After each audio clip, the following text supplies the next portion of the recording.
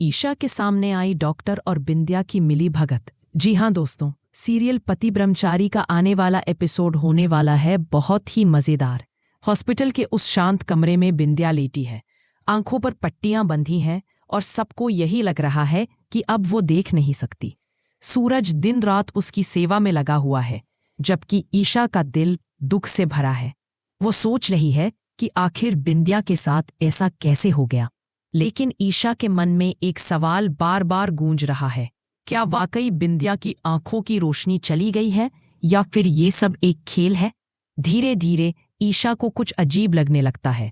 वो नोटिस करती है कि बिंदिया कुछ ज्यादा ही सटीक तरीके से चीजों को पकड़ लेती है, लोगों की मौजूदगी को ऐसे महसूस करती है जैसे उसे सब कुछ साफ दिख रहा हो।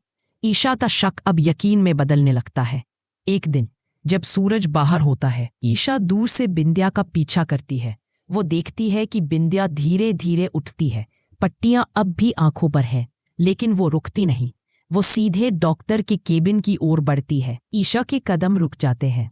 वो छिपकर देखती है। बिंदिया दरवाजा बंद करती है और फिर अपनी आंखों की पट्टियां खोल देती है। डॉक्टर पहले से उसका इंतजार कर रहा होता है। बिंदिया धीरे से बैग से पैसे निकालती है और डॉक्टर की ओर बढ़ा देती है। सब ठीक चल रहा है ना? उसकी आवाज ठंडी और आत्मविश्वास से भरी होती है। डॉक्टर सिर हिलाता है। चिंता मत करो, रिपोर्ट वैसे ही रहेगी जैसे तुम चाहोगी। ईशा ये सब देखती है और उसके होश उड़ जाते हैं। वो तुरंत अंदर जाती है, बिंदिया का हाथ पकड़ लेती है और कहती है, तो ये है तुम्हारी सच्चाई? सूरज की हमदर्दी पाने के लिए ये सब नाटक?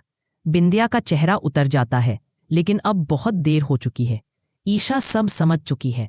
बिंदिया और डॉक्टर की ये नीली भगत सिर्फ सूरज को अपने कब्जे में करने की चाल थी।